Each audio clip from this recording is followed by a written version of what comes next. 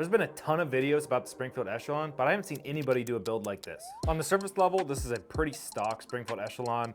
We're using a standard compact slide, a full-size frame, a standard Echelon barrel, and of course the COG system from Springfield. So not really much has changed, but what makes this integration really special is gonna be this nested compensator in this full-size frame. So this is really common on a couple different handguns that we'll talk about later. So what we have here is an Echelon 4-inch slide on a 4.5-inch Echelon frame. Obviously what you have there is a 1/2-inch difference, and the compensator is making up that difference. This style is really popular right now with the 320 platform or the 365 platform. I feel like Staccato is the one that initially invented this with their XC 2011. And really what we're doing is replicating that with different handguns that are striker fired, including the Echelon. And this is really the first time we've been able to do this with the Echelon. So we took it out to the range and shot it with this configuration.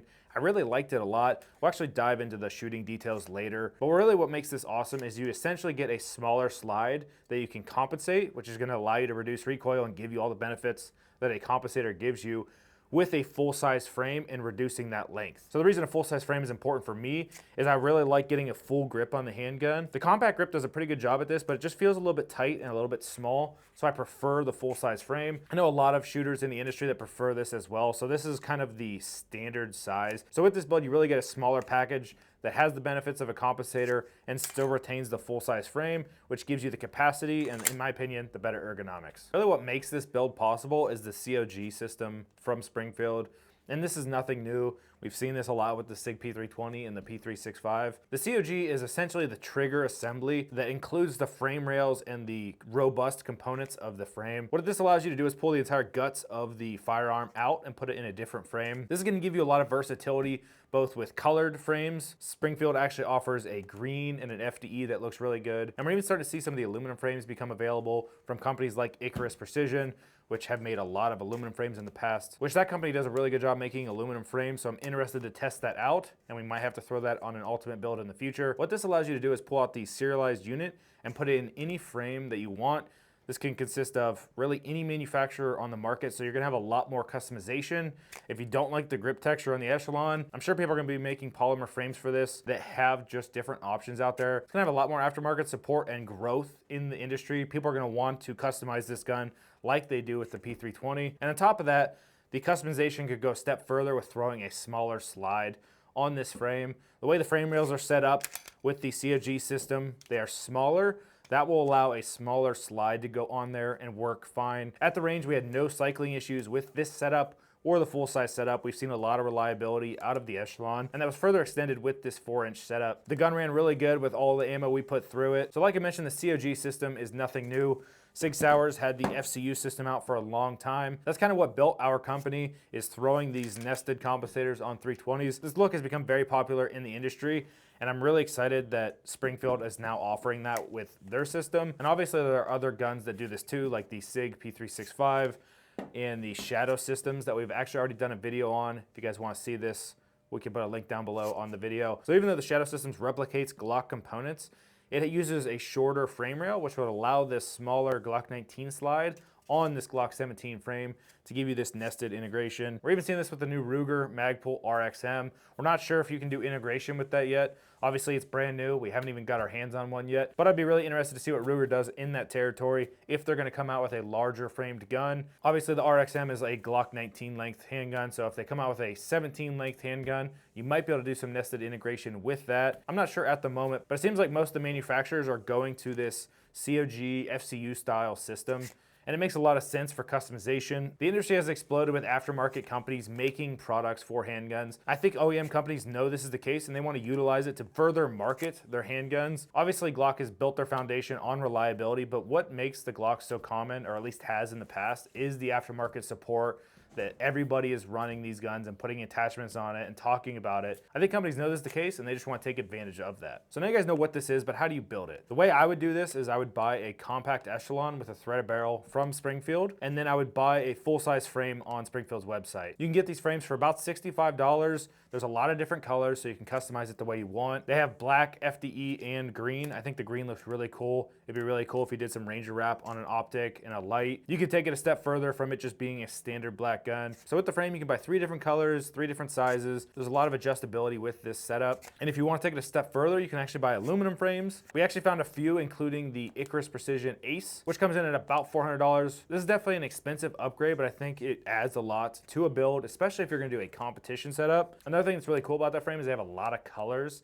You can do black, OD green, Apex FDE, which is kind of like a burnt bronze. And then you can even do a gray, which is probably my personal favorite. So on top of adding some weight for a competition build, you can even throw in some color, make it a little bit more custom. And we found a second option from Sharps Bros. It's actually on Springfield's website for $326. It's kind of a one size, one color fits all, but it is a unique aluminum option with some wood panel grips, if that's your style. But setting that aside, if you wanted to build out this exact gun, your total is gonna be $1,585, which is definitely not cheap. There's a lot of costs associated with this, but keep in mind we're running a rather expensive weapon light and optic. The Springfield itself with the barrel, slide, and frame, and even compensator is relatively inexpensive. You know, these 2 accessories on here are expensive, but I think they add a lot of value to this build. And as we said in the past, there's a lot of really good, cheap options like the budget P320 build we did. If you guys want to check that out, we can put a link down in the description for that video as well. It'll show you the cheaper optics and weapon lights that you can put on a build and achieve a very similar output. So now that you guys know what this can cost and what customization you can do, let's talk about how it shoots. In my personal experience with shooting this thing, I really enjoy shooting this. I really like the grip texture in here. It just feels really planted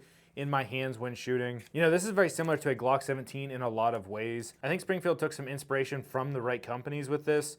This has a low bore axis and really nice grip texture, really nice profile on ergonomics. So you really get a good shooting experience, both with reducing recoil with a stock handgun and a really nice trigger. For me, I feel like I can shoot this gun really fast, and most of that has to do with the trigger itself. This has a really nice length of pull, very comfortable, very nice tactile rolling break. The reset isn't great, it's not very positive, but I still found that I could shoot it really fast. I like the trigger shoe profile. It's very similar to a Glock performance trigger, both the trigger shoe and the feel of the trigger. So I think Springfield took a lot of inspiration from other manufacturers or aftermarket accessories to really pack into the Echelon. Another thing that's really noticeable about the Echelon is the slide. It is incredibly smooth, a lot smoother than some of the striker-fired guns on the market, including the shadow systems. You can actually hear a difference in the quality.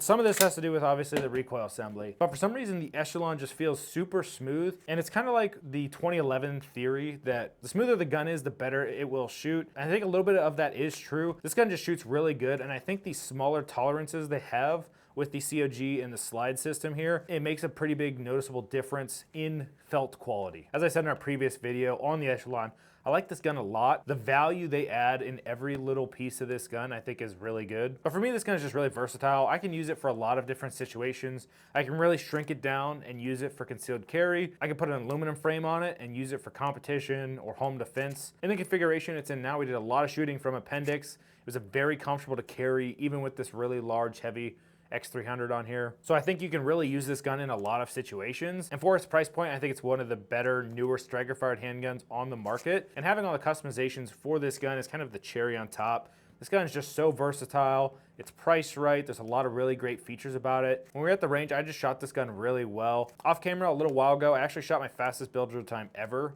with a Springfield Echelon. So take that for what you will. I've shot a lot of handguns and this was actually pretty impressive. On camera though, I think we were right around 1.5, 1.7 seconds for a build drill, which is still pretty good. I think this was the case because this trigger partially lends itself to just shooting fast. For me, the length of pull is perfect. And I think length of pull and the trigger are the 2 biggest things for me personally that allow me to shoot fast.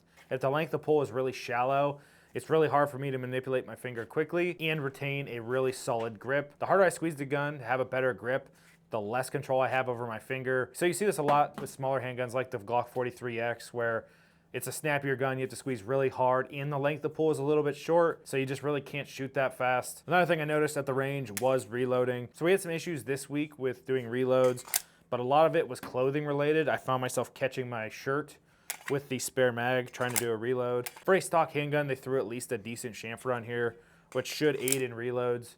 I think most of the issues we were having was me just trying to get my garment out of the way to perform a reload. But if you're gonna carry this larger, heavier setup in the winter, do keep in mind you should probably do some training with it. If you typically carry the smaller Echelon during the summer times, and you want to step it up to the bigger, heavier echelon in the wintertime. This is kind of a common thing in the gun industry. Definitely train with it because I did notice a difference with my clothing. Another big thing I noticed with shooting the echelon is there was a huge difference between 115 grain and 124 grain ammo. This is kind of common across the entire board with handguns, especially comped handguns. But shooting this gun with 115 shot incredibly soft, and this is the ammo I use to shoot my fastest build drill time. It definitely makes a difference when shooting fast. For that dot to settle back on target to get an accurate shot, you need to fight as much recoil as you can. Obviously the compensator is helping a lot with that, but handgun ammo makes a big difference. Shooting 124, this felt quite a bit snappier. Obviously, there's a lot of things to take into consideration there, but we actually got a good clip of this on the range, so I wanted to mention it so you guys could see the actual difference between 115 and 124 with the Springfield Echelon. And obviously, when fighting recoil, this compensator is gonna help a lot. This one is designed to help the actual muzzle flip and the in-the-hand linear recoil with the side ports. The in-the-hand felt recoil is important because it's just gonna be more comfortable to shoot if that is further reduced, and I personally think I can shoot a gun faster that has side ports on it. This is obviously dependent on the gun and the setup, but I've tested a lot with the 320 setup with the 3-port versus the dual port, and my personal preference is the 3-port because I just feel I can shoot it a little bit faster. There's a little bit less movement with the gun, making it feel like it's just a softer shooting handgun. Sometimes with certain ammo, you'll even see that running 147 grain can feel like 115 grain, because of the side ports. So if you guys are interested in the Herrington Arms compensator, this is the HCEC for the Springfield Echelon. Obviously you can do it in this configuration, or you can just throw it on a full size or compact gun. You don't have to do this integrated build. If you guys are interested, check out HerringtonArms.com and use the discount code EchelonYT. It'll save you 10%. We're only gonna have this code up for a couple months, so if you want a compensator, now would be the best time to do it. In the future, it will be disabled. And if you guys are watching this in the future, go ahead and give it a try. It may or may not be disabled, but we appreciate you guys checking out our new product. A few weeks ago, we hit a huge milestone for the YouTube channel. We surpassed 100,000 subscribers, and obviously this isn't possible without you guys. So we want to say thank you. And our new goal is 1 million subscribers. So make sure you subscribe from this video. Have a good one.